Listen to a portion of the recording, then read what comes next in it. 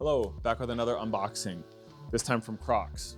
Right off the rip, you're gonna notice something different than what we've expected from Crocs. Sole is made on that same kind of squishy, very forgiving rubber material that we know Crocs from, like the standard Croc, but it has a quilted upper this time. So it's a quilted insulated upper. So this is gonna be more geared towards cold weather. Obviously, there's no heel, so I wouldn't go wearing these out in some super deep snow or anything, obviously. You can adjust this heel strap. So if you wanted to go relax mode, proper sport mode, really suction these onto the back of your feet. Yeah, these are cool. Let me turn these over, show you this bottom texture here. So it does have, I wouldn't say this is like a lug sole by any means, but it does have some texture. So these definitely could be worn outside properly. Wear a nice thick sock, you'll be just fine. I really like the Crocs for things that you would expect to use them for. So going out for dog walks, taking out the trash, organizing your backyard.